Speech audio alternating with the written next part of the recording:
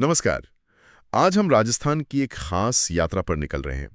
बात करेंगे कुछ ऐसे जाने माने शहरों और जगहों के जो न सिर्फ ऐतिहासिक रूप से महत्वपूर्ण हैं, बल्कि प्रतियोगी परीक्षाओं के लिहाज से भी काफी अहमियत रखते हैं। नमस्कार।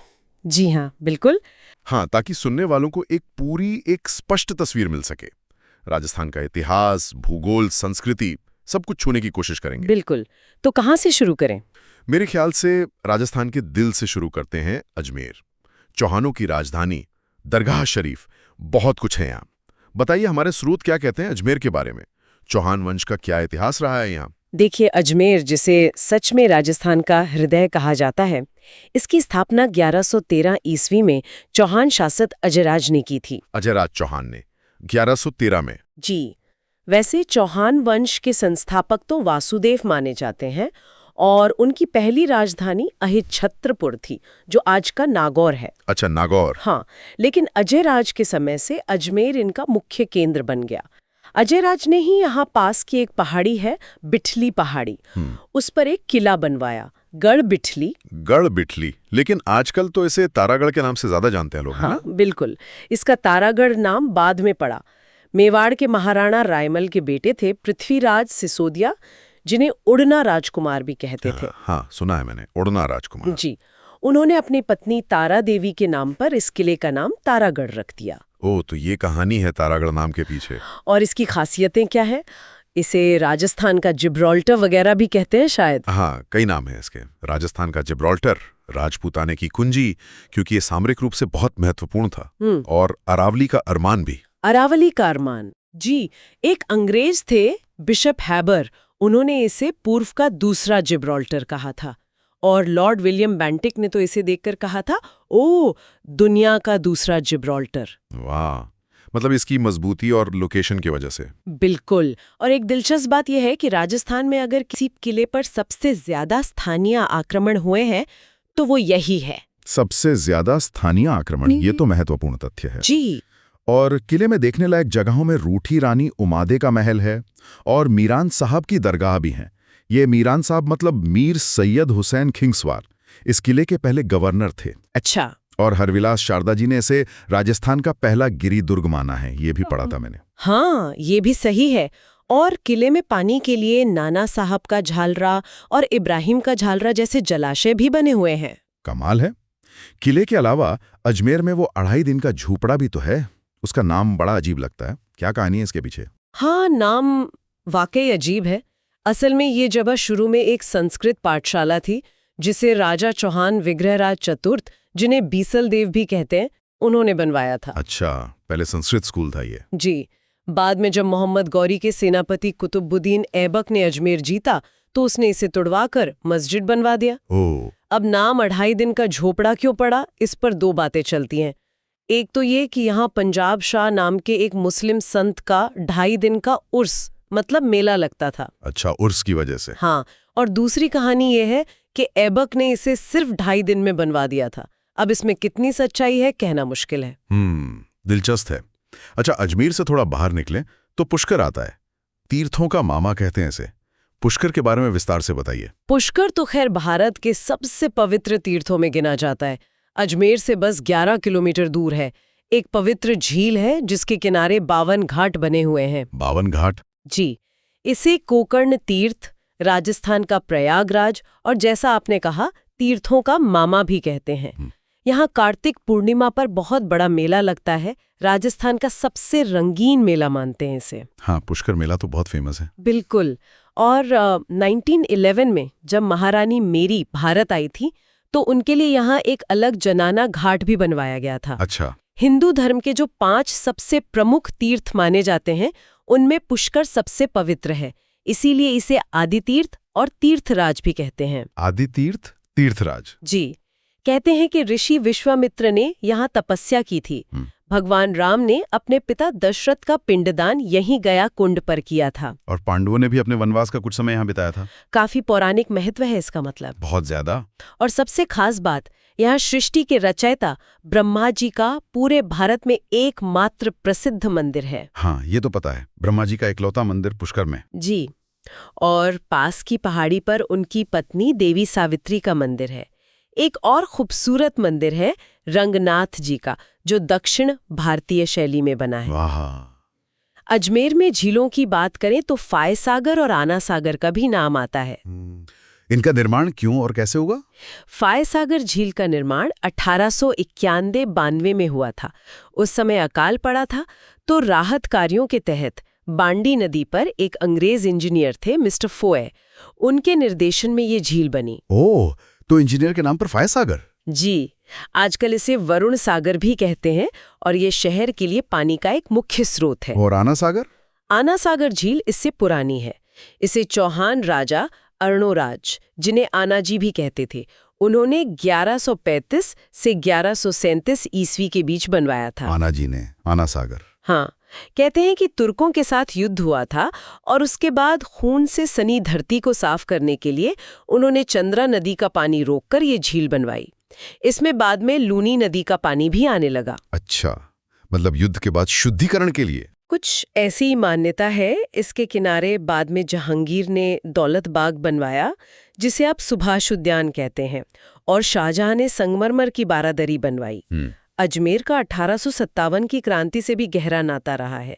नसीराबाद छावनी का क्या महत्व था उस समय? बिल्कुल, 1857 की क्रांति के समय राजपूताना में अंग्रेजों की 6 छावनियां थी और नसीराबाद उनमें सबसे बड़ी और शक्तिशाली थी। सबसे बड़ी? जी। यहाँ बंगाल नेटिव इन्फेंट्री की 15वीं और 30वीं रेजिमेंट तैनात थी। अंग्रेजों को इन पर शक था कि ये विद्रोह कर सकती हैं। शक क्यों था? शायद वो कारतूस वाली घटना और दिल्ली के माहौल की वजह से। तो अंग्रेजों ने क्या किया, इन टुकड़ियों को अजमेर के शस्त्रागार मैगजीन की सुरक्षा से हटाकर नसीराबाद भेज दिया। और उनकी जगह मेयर रेजिमेंट को लगा दिया, जो अंग्रेजों की वफादार मानी जाती थी। इससे भारतीय सैनिकों में बहुत गुस्सा था। उन्हें लगा कि उन पर भरोसा नहीं किया जा रहा और उनके हथियार छीने जा सकते हैं। हाँ, ये तो अपमानजनक लगा होगा उन्हें। बिल्कुल। इसी गुस्से के कारण 28 मई 1857 को नसीराबाद में इन सैनिकों ने विद्रोह कर दिया और यहीं से राजस्थान में 1857 की क्रांति की शुरुआत हुई। तो राजस्थान में क्रांति की पहली चिंगारी नसीराबाद से भड़की। जी हाँ। अजमेर में कुछ महत्वपूर्ण सरकारी संस्थान भी है ना, जैसे आरपीएससी और राजस्व मंडल। जी बिल्कुल। राजस्थान लोक सेवा आयोग यानी आरपीएससी, इसकी स्थापना तो 22 दिसंबर 1949 को जयपुर में हुई थी। जयपुर में? और अब तो अजमेर में है। हाँ, बाद में एक समिति बनी थी, सत्यनारायण राव समिति। उसकी सिफारिश पर 1958 में से अजमेर ले आया गया। इसमें एक अध्यक्ष और 7 सदस्य होते हैं, जिनकी नियुक्ति राज्यपाल करते हैं, संविधान के अनुच्छेद 316 के तहत। अच्छा, और राजस्व मंडल? राजस्व मंडल यानी बोर्ड ऑफ रेवेन्यू, इसका गठन 1 नवंबर 1949 को हुआ था और इसका मुख्यालय भी अजमेर में ही है।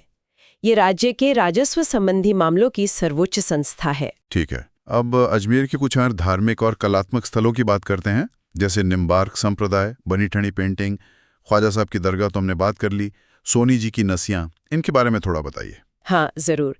देखिए, निम्बार्क संप्रदाय जो राधा कृष्ण की भक्ति पर जोर देता है, उसकी मुख्य पीठ अजमेर जिले में ही है, रूपनगढ़ नदी के किनारे सलेमाबाद में।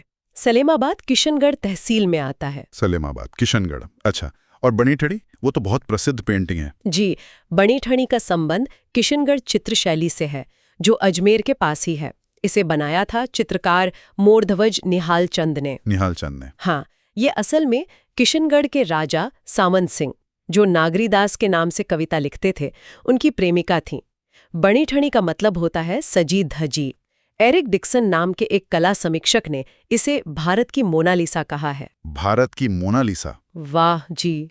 और इसकी प्रसिद्धि इतनी है कि 5 मई 1973 को इस पर भारत सरकार ने डाक टिकट भी जारी किया था। डाक टिकट भी? कमाल है। ख्वाजा साहब की दरगाह की बात तो हो गई, सोनी जी की नसियां के बारे में बताइए। सोनी जी की नसिया ये असल में एक बहुत ही भव्य जैन मंदिर है। ये पहले जैन तीर्थंकर आदिनाथ भगवान को समर्पित है। जैन मंदिर है ये? जी। इसका निर्माण सेठ मूलचंद सोनी ने 1864 में शुरू करवाया था और उनके बेटे टीकमचंद सोनी ने 1865 में इसे पूरा किया। इसे लाल मंदिर भी कहते हैं। इसके अंदर सोने का काम बहुत है, खासकर स्वर्ण नगरी हॉल में अयोध्या का मॉडल बनाया गया है सोने से। सोने का काम, इसीलिए सोनी जी की नसियां? बिल्कुल। अकबर का किला और मेयो कॉलेज, इनका क्या ऐतिहासिक महत्व है अजमेर में? अकबर का किला, जिसे अकबर का दौलत खाना या मैगजीन का किला भी कहते हैं, जी। ये अकबर ने 1570 से 73 के बीच बनवाया था। अकबर ने खुद? जी। इसकी खास बात यह है कि ये राजस्थान का एकमात्र ऐसा किला है जो पूरी तरह से मुस्लिम स्थापत्य शैली में बना है। अच्छा, ये यूनिक है। हाँ, और ऐतिहासिक रूप से ये बहुत महत्वपूर्ण रहा। महाराणा प्रताप के खिलाफ जो हल्दी घाटी का युद्ध 1576 हुआ था, उसकी पूरी योजना इसी किले में बनी थी। हल्दी घाटी युद्ध की योजना यहाँ बनी थी? जी, और बाद में 10 जनवरी 1616 को इसी किले में बादशाह जहांगीर ने इंग्लैंड के राजा के दूत सर टॉमस रो से मुलाकात की थी और ईस्ट इंडिया कंपनी को भारत में व्यापार करने की इजाजत दी थी। अरे वाह, ये तो बहुत बड़ी घटना थी। यही हुई थी ये मुलाकात? जी, इसी किले में। अब मेयो कॉलेज की बात करें तो इसकी स्थापना 1875 में हुई थी। मेयो कॉलेज अंग्रेजों के समय का है? हाँ, लॉर्ड मेयो के नाम पर। इसका मकसद था भारत के जो राजे महाराजे और बड़े सामंत थे, उनके बेटों को अंग्रेजी तालीम देना, उन्हें ब्रिटिश राज के प्रति वफादार बनाना। इसकी योजना कर्नल वॉल्टर ने बनाई थी। ओह, मतलब राजघरानों के बच्चों के लिए एक तरह का एलीट स्कूल। बिल्कुल, आज भी ये देश के सबसे प्रतिष्ठित स्कूलों में से एक है। अजमेर जिले में कुछ और भी महत्वपूर्ण जगह हैं या बातें हैं, जैसे तिलौनिया, केकड़ी, भिनाए, सोकालिया? हाँ, कई हैं। तिलौनिया गांव जो है वो बेयरफुट कॉलेज नाम के एक एनजीओ के लिए बहुत प्रसिद्ध है। Barefoot college? जी, इसे अरुणा रॉय के पति बंकर रॉय ने स्थापित किया था। ये ग्रामीण विकास और पारंपरिक ज्ञान पर काम करते हैं। अच्छा, तिलौनिया और केकड़ी? केकड़े का पुराना नाम कंकवती नगरी था। यहाँ की अंगारों की होली बड़ी मशहूर है। अंगारों की होली? मतलब जलते कोयलों पर चलते हैं? हाँ, कुछ वैसा ही। जबकि पास की भिनाए तहसील की कोडामार होली प्रसिद्ध है। कोडामार होली? अलग अलग तरह की होलियां हैं। जी। और भिनाए का एक और महत्व है। अक्टूबर 1905 में राजस्थान की पहली सहकारी समिति यहीं स्थापित हुई थी। पहली सहकारी समिति भिनाई में? ये महत्वपूर्ण है।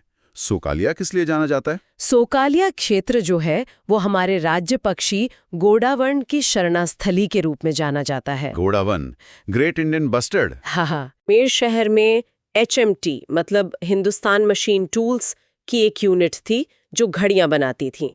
ये 1967 में चेकोस्लोवाकिया के सहयोग से स्थापित हुई थी, हालांकि अब शायद बंद हो गई है। हाँ, HMT घड़ियां तो बहुत मशहूर थी एक जमाने में। बिल्कुल। चाचियावास में राजस्थान ऊर्जा विकास निगम का सौर ऊर्जा संयंत्र है। जेठाना में एशियाई विकास बैंक की मदद से बिजली स्टेशन बना है। मेहर कलाओं गांव चटाई और टोकरी बनाने के लिए जाना जाता है। अच्छा, स्थानीय उद्योग भी हैं? जी, और भवाई नृत्य के जो जनक माने जाते हैं बाघोजी जाट, वो केकड़ी के ही थे। सरवाड़ कस्बा तामड़ा गार्नेट पत्थर के उत्पादन के लिए और संत फखरुद्दीन चिश्ती की दरगाह व कालू पीर की मजार के लिए प्रसिद्ध है। सरवाड़ तामड़ा के लिए? हाँ, किशनगढ़ के पास कहरीगढ़ दुर्ग है, जिसके अंदर के हिस्से को जीवरखा कहते हैं। अब ये एक हेरिटेज होटल बन गया है। Heritage hotel? जी। और किशनगढ़ खुद संगमरमर की बहुत बड़ी मंडी है। यहाँ एक नवग्रहों का मंदिर भी है। आंतेड़ की छतरियां दिगंबर जैन संप्रदाय से संबंधित है। सिलोरा किशनगढ़ में एक टेक्सटाइल पार्क है। काफी जानकारी है अजमेर जिले में। हाँ, और राजस्थान का एकमात्र केंद्रीय विश्वविद्यालय भी किशनगढ़ के पास बांदर सिंदरी में है। केकड़ी में हाड़ी रानी की बावड़ी और सड़िया रानी की बावड़ी भी हैं।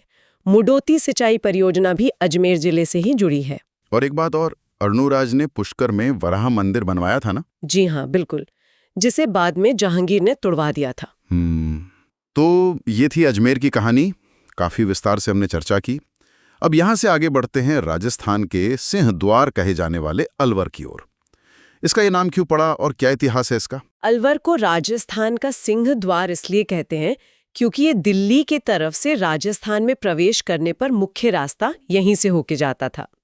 इसे राजस्थान का स्कॉटलैंड भी कहते हैं, शायद यहाँ की हरी भरी पहाड़ियों की वजह से, और पूर्वी राजस्थान का कश्मीर भी कहा जाता है। स्कॉटलैंड और कश्मीर मतलब काफी खूबसूरत जगह होगी। जी।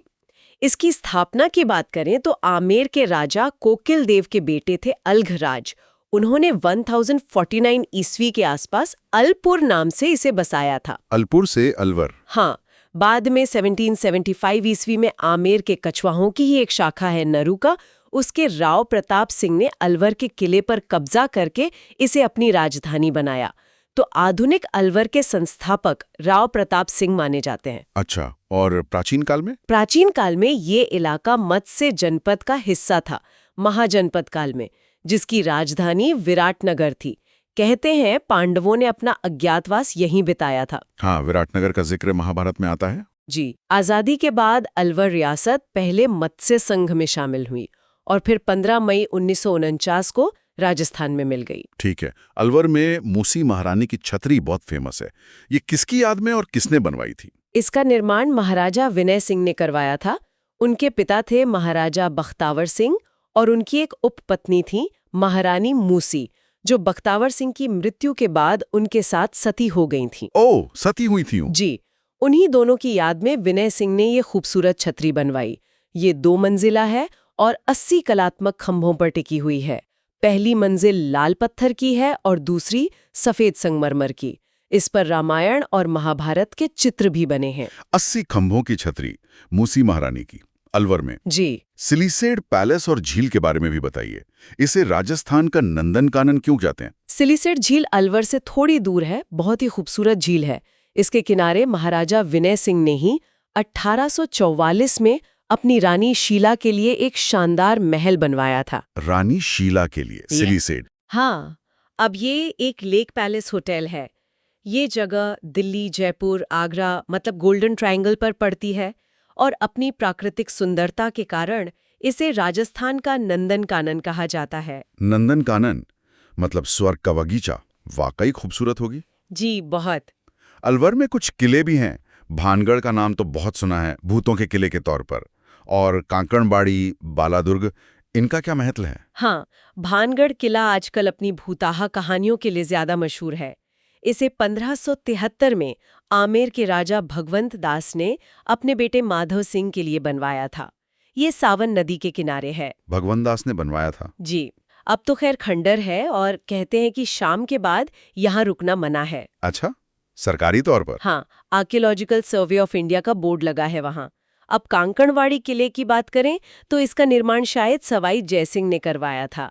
ये सरिस्का अभयारण्य के अंदर है। सरिस्का के अंदर? जी। और इसका ऐतिहासिक महत्व ये है कि औरंगजेब ने अपने भाई दारा शिकोह को उत्तराधिकार युद्ध में हराने के बाद कुछ समय के लिए यहीं कैद रखा था। ओह, दारा शिकोह को यहाँ कैद रखा था? जी। और बालादुर्ग या अलवर का किला ये शहर के ऊपर पहाड़ी पर बना है। इसका निर्माण शायद अलघुराय ने करवाया था, जिसने अलपुर बसाया था।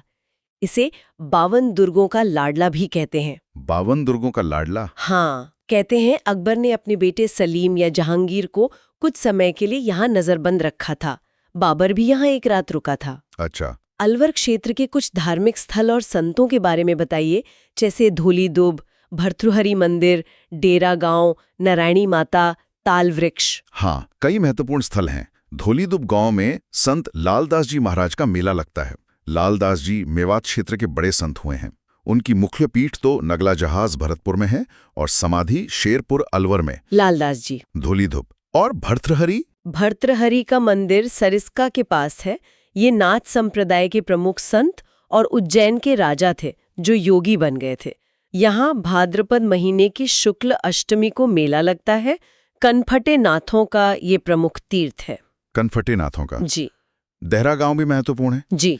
यहाँ संत चरणदास जी का जन्म हुआ था और उनकी 2 प्रमुख शिष्याएं थी, दयाबाई और सहजोबाई।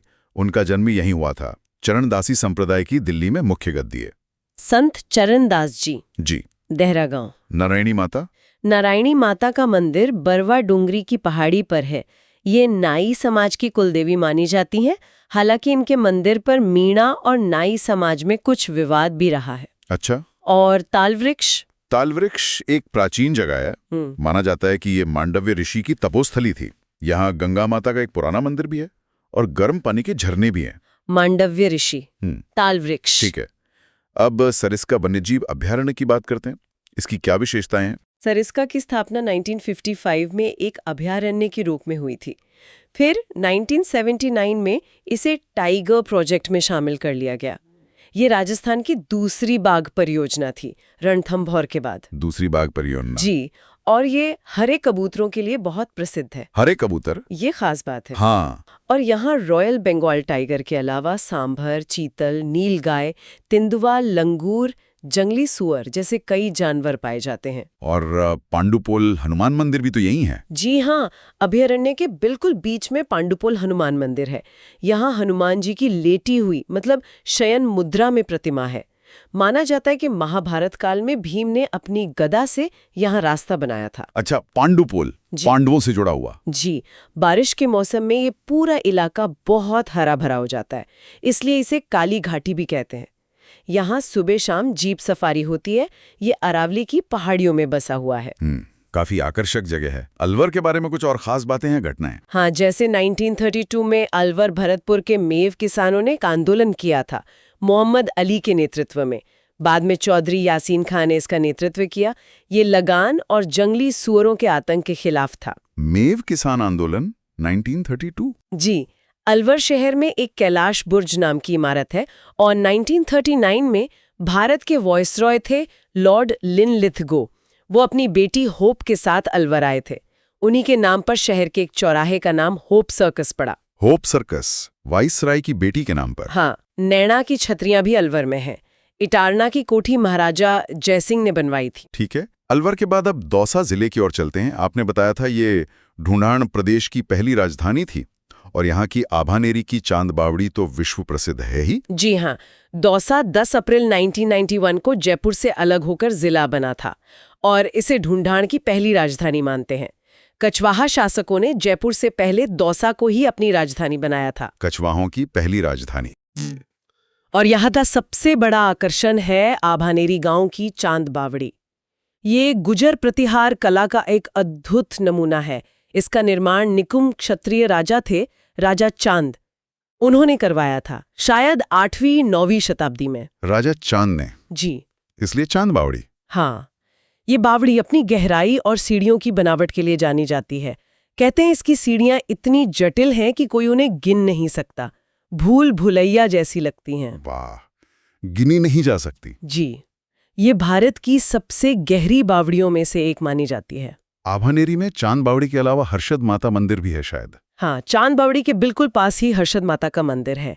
ये भी उसी समय का है, गुजर प्रतिहार कालीन 8वीं-9वीं शताब्दी का। इसे भी राजा चांद ने ही बनवाया था। अच्छा, ये भी राजा चांद ने बनवाया? जी, मूल रूप से ये भगवान विष्णु का मंदिर था, लेकिन अब ये हर्षद माता को समर्पित है। हर्षद का मतलब होता है खुशी या उल्लास देने वाली। हर्षद माता, खुशी की देवी। हाँ, ये मंदिर भी महामारू शैली में बना है।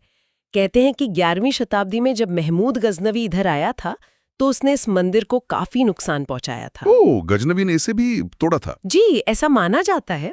दौसा का किला और मेहंदीपुर बालाजी मंदिर ये क्यों प्रसिद्ध हैं? दौसा का किला देवगिरी नाम की पहाड़ी पर बना है। इसे बड़ गुर्जर राजपूतों ने बनवाया था। बड़ गुर्जरों ने? जी। इसकी आकृति सूप या छाजले जैसी है। बाद में कछवाहा शासक दुल्हेराय ने बड़ गुर्जरों को हराकर इसे जीता और ढूंढाड़ में अपनी पहली राजधानी बनाया। दुल्हेराय ने, कछवाहा वंश के संस्थापक। हाँ। अब मेहंदीपुर बालाजी मंदिर की बात करें तो? ये पूरे भारत में, खासकर उत्तर भारत में, भूत प्रेत और ऊपरी बाधाओं से पीड़ित लोगों के इलाज के लिए जाना जाता है। हाँ, ये तो बहुत सुना है। लोग दूर दूर से आते हैं यहाँ। जी बिल्कुल। यहाँ बालाजी मतलब हनुमान जी की मूर्ति है, जो कहते हैं कि किसी ने बनाई नहीं, बल्कि वो पर्वत का ही एक अंग है, स्वयंभू है। साथ में प्रेतराज सरकार और भैरव बाबा के भी स्थान है। यहाँ का माहौल थोड़ा अलग होता है। समझ सकता हूँ।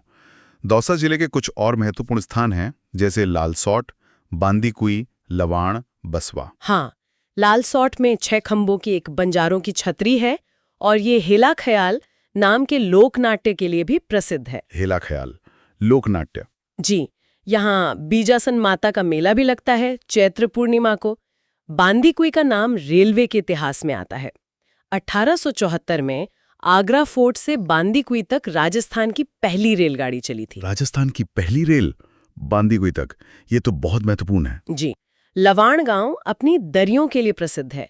यहाँ की दरियां काफी मशहूर है। लवाण की दरियां। और बसवा गांव ऐतिहासिक रूप से महत्वपूर्ण है क्योंकि यहाँ राणा सांगा का स्मारक बना हुआ है। खानवा युद्ध में घायल होने के बाद राणा सांगा को यहाँ लाया गया था और यहीं उनकी मृत्यु हुई थी। ओह, राणा सांगा की मृत्यु बसवा में हुई थी। जी, बसवा कलात्मक मिट्टी के बर्तन बनाने के लिए भी जाना जाता है। ठीक है, दौसा के बाद अब हाड़ाओं की धरती बूनी की ओर चलते हैं। इसे छोटी काशी और बावड़ियों का शहर भी कहते हैं। यहाँ हाड़ा वंश की नींव कैसे पड़ी? बूनी का पुराना नाम वृंदावती मिलता है। इसे बुंदू का नाला भी कहते थे, शायद किसी मीणा सरदार के नाम पर। और मुगल काल में इसे फर्रुखाबाद भी कहा गया। फर्रुखाबाद। जी, यहाँ हाड़ा चौहान वंश की नींव राव देवा हाड़ा ने 1241 ईस्वी में रखी थी। उन्होंने यहाँ के मीणा शासक जेटा मीणा को हराया और बूंदी को अपनी राजधानी बनाया। राव देवा हाड़ा ने 1241 में। जी, बूंदी को छोटी काशी इसलिए कहते हैं क्योंकि यहाँ बहुत सारे मंदिर हैं, और बावड़ियों का शहर या सिटी ऑफ स्टेप वेल्स इसलिए कहते हैं क्योंकि यहाँ कई खूबसूरत और कलात्मक बावड़ियां बनी हुई हैं। बूंदी का तारागढ़ दुर्ग भी काफी मशहूर है। इसका निर्माण और खासियतें क्या हैं? हाँ, बूंदी का तारागढ़ किला अजमेर वाले तारागढ़ से अलग है। इसका निर्माण राव बरसिंह हाड़ा ने करवाया था, जो राव देवा के परपोते थे, लगभग 1354 ईस्वी में। राव बरसिंह ने? जी, ये किला एक ऊंची पहाड़ी पर बना है और नीचे से देखने पर तारे जैसा दिखता है, इसीलिए शायद इसका नाम तारागढ़ पड़ा। तारे जैसा? अच्छा। ये अपनी बनावट और ऊंचाई के लिए जाना जाता है। अंग्रेज लेखक रुडयार्ड किपलिंग, जिन्होंने जंगल बुक लिखी है, वो यहाँ आए थे। किपलिंग वो बूंदी आए थे? हाँ, और इस किले को देखकर उन्होंने कहा था कि ये किला इंसानों ने नहीं बनाया, बल्कि भूत प्रेतों या फरिश्तों ने बनाया होगा। ये इतना अद्भुत लगा उन्हें। वाह, भूत प्रेतों द्वारा निर्मित, किपलिंग ने कहा था। जी, इस किले में एक बहुत प्रसिद्ध तोप रखी है जिसका नाम है गर्भगुंजन। कहते हैं कि जब ये चलती थी तो इसकी आवाज इतनी भयानक थी कि गर्भ गिर जाते थे। गर्भगुंजन तोप? बाप रे। हाँ, किले के अंदर कुछ महल भी हैं, जैसे छत्र महल, अनिरुद्ध महल, रतन महल। बूंदी में 84 खंभों की छतरी भी है। इसके निर्माण को लेकर क्या मान्यता है? जी, बूंदी शहर के पास देवपुरा गांव में ये 84 खंभों की छतरी है। इसके निर्माण को लेकर दो बातें कही जाती हैं। एक तो ये कि राव राजा अनिरुद्ध सिंह के समय 1683 से 1695 उनके भाई राव देवा ने इसे अपनी धाय माँ की याद में बनवाया था। भाई देवा ने धाय माँ के लिए? हाँ। दूसरी मान्यता ये है कि खुद राव राजा अनिरुद्ध सिंह ने अपने भाई देवा की याद में इसे बनवाया था। ये छतरी 3 मंजिला है और अपनी वास्तुकला के लिए प्रसिद्ध है। इस पर पशु, पक्षियों और शिकार के दृश्य बने हैं। 84 खंभों की छतरी बूंदी में। ठीक है, बूंदी चित्रकला शैली के लिए भी जानी जाती है। रंग विलास या चित्रशाला का क्या महत्व है इसमें? बूंदी चित्र शैली राजस्थान की बहुत ही विशिष्ट और खूबसूरत शैलियों में से एक है। खासकर ये अपने पशु पक्षी चित्रण और भित्ति चित्रों के लिए जानी जाती है। पशु पक्षी चित्रण? जी, तारागढ़ किले में एक जगह है रंग विलास, जिसे चित्रशाला भी कहते हैं। इसका निर्माण महाराव उम्मेद सिंह ने करवाया था। ये जगह अपने लाजवाब भित्ति चित्रों के लिए विश्व प्रसिद्ध है। इसे भित्ति चित्रों का स्वर्ग भी कहते हैं। भित्ति चित्रों का स्वर्ग? हाँ, महाराव उम्मेद सिंह का जो समय था उसे बूंदी चित्रकला का स्वर्ण काल माना जाता है। इसमें 12 मासा के चित्र, राग रागिनियों के चित्र, शिकार के दृश्य बहुत ही खूबसूरती से बनाए गए हैं। रंग बहुत चटकीले इस्तेमाल हुए हैं। मतलब बूंदी पेंटिंग की सबसे अच्छी जगह चित्रशाला है। बिल्कुल। बूंदी जिले के अन्य महत्वपूर्ण स्थल और उद्योग कौन से हैं? जैसे लाखेरी, गरदड़ा, बांसी दुगाड़ी। लाखेरी का नाम तो राजस्थान के औद्योगिक इतिहास में बहुत महत्वपूर्ण है। यहाँ 1912-13 में क्लिक निक्सन नाम की कंपनी ने राजस्थान का पहला सीमेंट कारखाना स्थापित किया था, जो बाद में एसीसी सीमेंट बना। पहला सीमेंट कारखाना है लाखेरी में? जी, यहाँ पास में जैतावास दर्रा भी है। केशोराय पाटन, जो बूंदी जिले में ही है, वहाँ 1965 में एक सहकारी शुगर मिल स्थापित हुई थी। हालांकि अब शायद बंद है। सहकारी शुगर मिल, केशोराय पाटन। गरदड़ा गांव में छाजा नदी के किनारे कुछ शैल चित्र मिले हैं। इनमें एक बहुत खास है, देश की पहली बर्ड राइडर रॉक पेंटिंग। मतलब एक आदमी को पक्षी पर सवार दिखाया गया है। ये काफी पुरानी मानी जाती है। बर्ड राइडर रॉक पेंटिंग, ये तो अनोखी बात है। जी हाँ। और बांसी दुगारी गांव लोक देवता वीर तेजा जी की कर्मस्थली रहा है। तिजाजी की कर्मस्थली हम्म। दुगारी। जी। डाबी हत्याकांड का बूंदी किसान आंदोलन से क्या संबंध है? बूंदी में भी किसानों ने आंदोलन किया था, लाग बाग और बेगार के खिलाफ। 2 अप्रैल 1923 को डाबी गांव में किसानों की एक सभा हो रही थी, जिसकी अध्यक्षता पंडित नैनूराम शर्मा कर रहे थे। नैनूराम शर्मा। जी। उस सभा पर पुलिस अधीक्षक थे इकराम हुसैन। उन्होंने गोलियां चलवा दी। इस गोलीकांड में नानक जी भील और देवीलाल गुर्जर नाम के 2 किसान शहीद हो गए थे। नानक जी भील तो झंडा गीत गाते हुए शहीद हो गए थे। अच्छा। इसी घटना को डाबी हत्याकांड कहते हैं। डाबी हत्याकांड 1923, नानक जी भील और देवीलाल गुर्जर। जी। बूंदी की झीलें, बावड़ियां और अभयारण्य कौन-कौन से हैं? बूंदी में कई झीलें हैं, जैसे जैत सागर झील। इसके किनारे एक सुंदर महल है, सुख महल। कहते हैं रुडयार्ड किपलिंग कुछ समय इसी सुख महल में रुके थे। किपलिंग यहाँ भी रुके थे? जी हाँ। रामगढ़ विषधारी अभयारण्य भी बूंदी में है? जी। इसे हाल ही में 5 जुलाई 2021 को राजस्थान की चौथी बाघ परियोजना घोषित किया गया है। चौथी टाइगर रिजर्व? जी। रामगढ़ विषधारी। जी। कनक सागर झील है, जिसे दुगारी झील भी कहते हैं।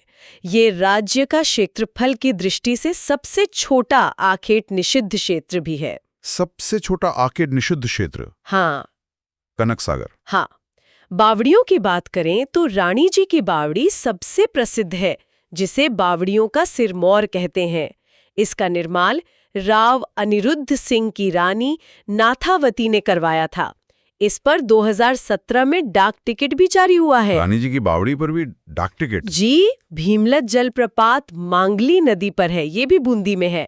नवल सागर तालाब तारागढ़ किले की तलहटी में है। इसे उम्मेद सिंह ने बनवाया था। इसमें वरुण देवता का मंदिर है। और झीलें हैं कनक सागर, दुगारी, नवलखा, जैत सागर, फूल सागर। काफी झीलें और बावड़ियां हैं बूंदी में, इसीलिए तो बावड़ियों का शहर कहते हैं। बूंदी के अन्य प्रमुख तथ्य क्या हैं? बूंदी का कजली तीज का त्योहार बहुत प्रसिद्ध है। ये भाद्रपद महीने की कृष्ण तृतीया को मनाया जाता है। इसे बड़ी तीज या सातुड़ी तीज भी कहते हैं। इस दिन तीज माता की सवारी निकलती है। कजली तीज बूंदी की प्रसिद्ध है। जी। रोंटेदा गांव कोटा डोरिया साड़ियों के लिए जाना जाता है। नमाणा और सिसोला यहाँ के पुरातात्विक स्थल है। सिसोला से भी शैलचित्र मिले हैं। तो ये थी बूंदी की कहानी। अब चलते हैं भरतपुर, राजस्थान के प्रवेश द्वार पर।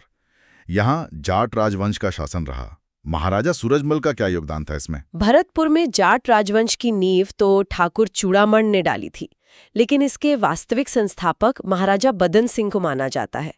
उन्हें जयपुर के सवाई जयसिंह ने ब्रजराज की उपाधि दी थी और डीग की जागीर दी थी। बदन सिंह वास्तविक संस्थापक? जी। उनके बेटे और उत्तराधिकारी हुए महाराजा सूरजमल, जिनका शासन 1756 से 1763 ईस्वी तक रहा। सूरजमल जाट इतिहास के सबसे महान और प्रतापी शासक माने जाते हैं। सूरजमल जाटों का प्लेटो कहते हैं शायद इन्हें। हाँ, बिल्कुल। उनकी बुद्धिमत्ता, कूटनीति और वीरता के कारण इतिहासकार उन्हें जाटों का प्लेटो या जाटों का अफलातून कहते हैं। उन्होंने भरतपुर राज्य को बहुत मजबूत किया, उसका विस्तार किया और प्रसिद्ध लोहागढ़ किले का निर्माण करवाया। लोहागढ़ किला? जी। उन्होंने जयपुर के उत्तराधिकार संघर्ष में ईश्वरी सिंह की मदद की थी। और पानीपत का जो तीसरा युद्ध हुआ था 1761 में अहमद शाह अब्दाली और मराठों के बीच। हाँ, 1761 का पानीपत युद्ध। उसमें अगर मराठा सेनापति सदाशिवराव भाव ने सूरजमल की सलाह मानी होती तो शायद मराठों की इतनी बुरी हार ना होती। सूरजमल ने उन्हें सलाह दी थी कि भारी तोपखाना और औरतों बच्चों के साथ ना ले जाएं और छापामार युद्ध करें, लेकिन भाव ने उनकी बात नहीं मानी। मतलब सूरजमल ने सही सलाह दी थी। जी बिल्कुल। युद्ध के बाद भी उन्होंने घायल मराठा सैनिकों की बहुत मदद की थी। वाकई महान शासक थे। अब भरतपुर के लोहागढ़ दुर्ग की बात करते हैं। ये इतना अभेद्य क्यों माना जाता है? लोहागढ़ किला भारत के सबसे अजेय किलों में से एक है। ये एक बेहतरीन भूमि दुर्ग है, मतलब जमीन पर बना किला। इसका निर्माण महाराजा सूरजमल ने 1733 ईस्वी के आसपास खेमकरन जाट की एक कच्ची गढ़ी पर शुरू करवाया था। सूरजमल ने 1733 में? जी। इसकी सबसे बड़ी खासियत है इसकी बनावट। इसके चारों ओर दोहरी दीवारें हैं, अंदर की दीवार पत्थर की है और बाहर की दीवार मिट्टी की बहुत चौड़ी है। मिट्टी की दीवार? हाँ, बहुत मोटी मिट्टी की दीवार। और दोनों दीवारों के बीच में एक बहुत गहरी खाई है जिसमें मोती झील से सुजान गंगा नहर द्वारा पानी भरा जाता था। पानी भरी खाई और मिट्टी की दीवार? जी, मिट्टी की दीवार पर तोप के गोलों का असर बहुत कम होता था। गोले मिट्टी में धंस जाते थे। इसी वजह से इसे जीतना लगभग नामुमकिन था। अच्छा, ये टेक्निक थी? हाँ, इसीलिए इसका नाम लोहागढ़ पड़ा। महाराजा जवाहर सिंह, जो सूरजमल के बेटे थे, वो 1765 में दिल्ली पर हमला करके वहां लाल किले से अष्टधातु का एक भारी दरवाजा उखाड़ लाए थे। दिल्ली से दरवाजा उखाड़ लाए? जी हाँ, वो दरवाजा आज भी लोहागढ़ किले के मुख्य द्वार पर लगा हुआ है। वाह! और 1805 में जब भरतपुर के शासक रणजीत सिंह ने अंग्रेजों के दुश्मन मराठा सरदार यशवंतराव होलकर को शरण दी, तो अंग्रेज जनरल लॉर्ड लेक ने किले पर 5 बार हमला किया। 5 बार? जी, लेकिन वो एक बार भी किला जीत नहीं पाया। उसे भारी नुकसान उठाकर वापस लौटना पड़ा। बाप रे, लॉर्ड लीग जैसा जनरल हार गया। हाँ, इसीलिए अंग्रेज इतिहासकार चार्ल्स मिटकफ ने लिखा था कि ब्रिटिश फौजों की प्रतिष्ठा भरतपुर के दुर्भाग्यपूर्ण घेरे में दबकर रह गई। सही कहा। किले के अंदर क्या क्या है? किले के अंदर किशोरी महल, राजेश्वरी माता का मंदिर जो भरतपुर के जाट शासकों के कुल देवी हैं, मोती महल, गणना मंदिर और जामा मस्जिद स्थित हैं। ठीक है। भरतपुर के पास बयाना का किला और खानवा का मैदान भी ऐतिहासिक रूप से बहुत महत्वपूर्ण है। जी, बिल्कुल। बयाना का किला, जिसे विजय मंदिर गढ़ या बादशाह दुर्ग भी कहते हैं, ये नानी पहाड़ी पर बना है। इसे विजयपाल यादव ने बनवाया था। यहाँ एक बहुत ऊंची लाट स्तंभ है जिसे भीमलाट कहते हैं। ये शायद गुप्त काल की है। भीमलाट गुप्त काल की? हाँ, और यहीं पर समुद्रगुप्त के एक सामंत थे, विष्णुवर्धन पुंडरीक। उन्होंने एक विजय स्तंभ बनवाया था जो राजस्थान का पहला ज्ञात विजय स्तंभ माना जाता है। राजस्थान का पहला विजय स्तंभ बयाना में? जी, बयाना का पुराना नाम श्रीपथ या शोणितपुर भी मिलता है। मध्यकाल में ये नील की खेती के लिए बहुत प्रसिद्ध था। नील की खेती? हाँ, और ऐतिहासिक युद्धों की बात करें तो 16 फरवरी 1527 को बयाना में एक युद्ध हुआ था राणा सांगा और बाबर की सेना के बीच, जिसमें राणा सांगा जीते थे। खानवा से पहले? जी, खानवा के युद्ध से ठीक 1 महीने पहले। बयाना में उषा माता का मंदिर भी है, जिसे बाद में मस्जिद में बदल दिया गया था। और खानवा? खानवा का मैदान बयाना के पास ही है। यहाँ 17 मार्च 1527 को बाबर और राणा सांगा के बीच वो निर्णायक युद्ध हुआ था जिसने भारत में मुगल साम्राज्य की नींव रखी। इस युद्ध में बाबर की जीत हुई थी। खानवा का युद्ध 17 मार्च 1527? जी, बहुत महत्वपूर्ण। भरतपुर के अन्य महत्वपूर्ण स्थल कौन से हैं, जैसे सेवर, नगला जहाज, गंगा मंदिर, मोती झील? सेवर में राष्ट्रीय सरसों अनुसंधान केंद्र है। इसकी स्थापना 20 अक्टूबर 1993 को हुई थी। 2009 में इसे निदेशालय का दर्जा दिया गया। ये सरसों पर रिसर्च का देश का सबसे बड़ा केंद्र है। सरसों अनुसंधान केंद्र सेवर में? जी। ये तो परीक्षाओं में पूछा जाता है। जी, अक्सर। नगला जहाज गांव में लोक देवता देव बाबा का जन्म हुआ था। उन्हें ग्वालोंपा देवता माना जाता है। यहाँ भादों और चैत्र महीने की शुक्ल पंचमी को मेला लगता है। देव बाबा? जी। नगला जहाज? हाँ। गंगा मंदिर का निर्माण महाराजा बलवंत सिंह ने 1846 में शुरू करवाया था, लेकिन इसे पूरा होने में 90 साल लग गए। महाराजा बृजेंद्र सिंह ने इसमें मूर्ति स्थापित की। कहते हैं कि भरतपुर रियासत का हर बड़ा अधिकारी और अमीर आदमी अपने 1 महीने का वेतन इसके निर्माण में देता था। 90 साल लगे बनने में? जी। मोती झील का निर्माण महाराजा सूरजमल ने रूपारेल नदी का पानी रोककर करवाया था। इसे भरतपुर की लाइफलाइन कहते हैं क्योंकि इससे शहर को पानी मिलता है, और सुजान गंगा नहर भी यहीं से निकलती है। इसमें नाइट्रोजन फिक्स करने वाले शैवाल, एल्गे पाए जाते हैं। मोती झील भरतपुर की लाइफलाइन? जी। सुजान गंगा झील का पानी लोहागढ़ की खाई भरने के काम आता था। लक्ष्मण मंदिर जो शहर के बीच में है, इसका निर्माण महाराजा बलदेव सिंह ने शुरू करवाया और बलवंत सिंह ने पूरा किया। ये शायद भारत का एकमात्र लक्ष्मण मंदिर है। एकमात्र लक्ष्मण मंदिर? हाँ, ऐसा कहते हैं। जामा मस्जिद का निर्माण भी बलवंत सिंह ने शुरू करवाया था। भरतपुर के बाद अब करौली चलते हैं। इसे डांग की रानी भी कहते हैं। इसका इतिहास और प्रमुख स्थल कौन से हैं? करौली का पुराना नाम गोपालपाल या कल्याणपुरी मिलता है। इसे राजस्थान का वृंदावन भी कहते हैं क्योंकि यहाँ यदुवंशी शासकों का राज रहा जो खुद को कृष्ण का वंशज मानते हैं। और चंबल के बीहड़ इलाके, जिसे डांग क्षेत्र कहते हैं, उसमें स्थित होने के कारण इसे डांग की रानी कहा जाता है। डांग की रानी, करौली। जी, ये 19 जुलाई 1997 को सवाई माधोपुर से अलग होकर जिला बना। यहाँ यदुवंशी राजवंश की स्थापना राजा विजयपाल ने की थी, लेकिन करौली शहर की स्थापना राजा अर्जुन सिंह ने 1348 में कल्याणपुर नाम से की थी। अर्जुन सिंह ने 1348 में? हाँ, 18 मार्च 1948 को ये मत्स्य संघ में शामिल हो गया था। ठीक है। यहाँ के प्रमुख मंदिर और किले कौन से हैं? कैला देवी मंदिर, मंडरायल किला, तिमनगढ़। सबसे प्रसिद्ध तो कैला देवी का मंदिर है। ये काली सिल नदी के किनारे त्रिकुट पर्वत की घाटी में बना है। कहते हैं इसे राजा भोमपाल के पुत्र गोपाल सिंह यादव ने बनवाया था। कैला देवी यदुवंशियों की कुलदेवी? जी, यदुवंशियों और मीणाओं दोनों की कुलदेवी मानी जाती हैं। यहाँ चैत्र महीने की शुक्ल अष्टमी को बहुत बड़ा लक्खी मेला भरता है, मतलब लाखों लोग आते हैं। लक्खी मेला? हाँ, इस मेले में मीणा भक्त कैला माता को खुश करने के लिए लांगुरिया नृत्य करते हैं और लांगुरिया गीत गाते हैं। लांगुरिया नृत्य कैला देवी मेले में? जी। अब मंडरायल किले की बात करें तो ये चंबल नदी के किनारे बना है। इसे ग्वालियर दुर्ग की कुंजी कहा जाता है। ग्वालियर दुर्ग की कुंजी? हाँ। मंडरायल? हाँ। तिमनगढ़ किला भी महत्वपूर्ण है। इसका निर्माण 12वीं शताब्दी में यदुवंशी राजा तिमनपाल ने करवाया था। यहाँ मूर्तियों की तस्करी के लिए ये काफी चर्चा में रहा है। तिमनगढ़ तिमनपाल ने बनवाया? जी। श्री महावीर जी क्यों प्रसिद्ध हैं और पांचना बांध की क्या विशेषता है? श्री महावीर जी जैन धर्म के दिगंबर संप्रदाय का एक बहुत बड़ा तीर्थ स्थल है। ये गंभीर नदी के किनारे है। यहाँ भगवान महावीर की एक प्राचीन प्रतिमा है। यहाँ की लठमार होली भी काफी प्रसिद्ध है। लठमार होली श्री महावीर जी में? जी। और पांचना बांध करौली जिले में ही है।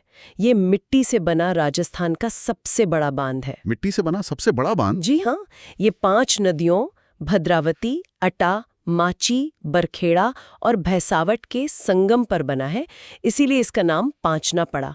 इसके निर्माण में अमेरिका का आर्थिक सहयोग मिला था। 5 नदियों के संगम पर पांचना बांध, ये तो बहुत खास है। बिल्कुल। करौली के अन्य महत्वपूर्ण स्थल? यहाँ के शासक गोपाल सिंह की छतरी बनी हुई है।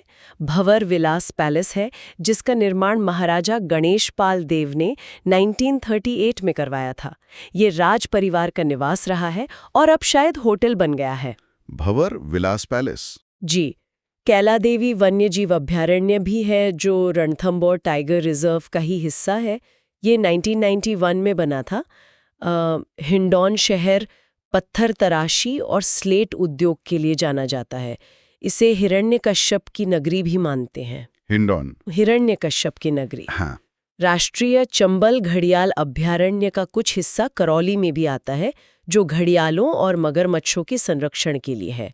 राहूघाट जल विद्युत परियोजना चंबल नदी पर है, जो राजस्थान और मध्य प्रदेश की संयुक्त परियोजना है।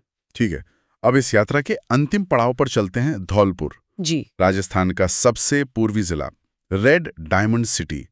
इसका ये नाम क्यों पड़ा और यहाँ के प्रमुख स्थल कौन से? धौलपुर का पुराना नाम कोठी मिलता है। इसे पूर्वी राजस्थान का प्रवेश द्वार कहते हैं क्योंकि ये राजस्थान के सबसे पूर्व में है। और रेड डायमंड सिटी इसलिए कहते हैं क्योंकि यहाँ का लाल बलुआ पत्थर बहुत प्रसिद्ध है और बहुत मात्रा में निकलता है। इसी पत्थर का इस्तेमाल दिल्ली के लाल किले, हुमायूं के मकबरे, राष्ट्रपति भवन जैसी कई इमारतों में हुआ है। ओह, दिल्ली की इमारतों में धौलपुर का पत्थर लगा है? जी हाँ, काफी हद तक। धौलपुर शहर की स्थापना तोमर वंश के राजा धवल देव ने की थी, शायद 11वीं सदी में। ये 15 अप्रैल 1982 को भरतपुर से अलग होकर राजस्थान का 27वां जिला बना। धवल देव ने? जी। धौलपुर 1982 में जिला बना? जी। यहाँ का शेरगढ़ किला और हुनहुंकार तोप क्यों खास है? धौलपुर का शेरगढ़ किला चंबल नदी के किनारे है। इसका मूल निर्माण तो शायद मारवाड़ के राजा मालदेव ने करवाया था, लेकिन इसका जीर्णोद्धार 1540 में शेरशाह सूरी ने करवाया। तब से ये शेरगढ़ कहलाया। शेरशाह सूरी ने जीर्णोद्धार करवाया। जी। शेरगढ़। जी। किले में सैयद हुसैन की मजार है और यहीं पर रखी है वो प्रसिद्ध हुनहुंकार तोप। हुनहुंकार। हाँ। इसका निर्माण धौलपुर के राजा कीरत सिंह ने करवाया था। इसके शिल्पी का नाम सीताराम बताया जाता है। ये अष्टधातु की बनी है और काफी विशाल है। कहते हैं इसकी आवाज बहुत जोरदार थी। हुनहुंकार नाम से ही लगता है। जी। बाड़ी का युद्ध और निहाल टावर का क्या महत्व है? बाड़ी का युद्ध धौलपुर जिले में 1518 में हुआ था। ये मेवाड़ के महाराणा सांगा और दिल्ली के सुल्तान इब्राहिम लोधी के बीच लड़ा गया था। इसमें राणा सांगा की जीत हुई थी। बाड़ी का युद्ध 1518 सांगा जीते। जी। निहाल टावर धौलपुर शहर का घंटाघर है। इसका निर्माण 1880 में राजा निहाल सिंह ने शुरू करवाया था और 1910 में राजा राम सिंह के समय ये पूरा हुआ। ये 8 मंजिला है और काफी ऊंचा है। इसमें घड़ियां लगी हैं। 8 मंजिला घंटाघर, निहाल टावर। जी। धौलपुर प्रजामंडल और तसीमो कांड के बारे में बताइए। धौलपुर में प्रजामंडल की स्थापना 1936 में हुई थी।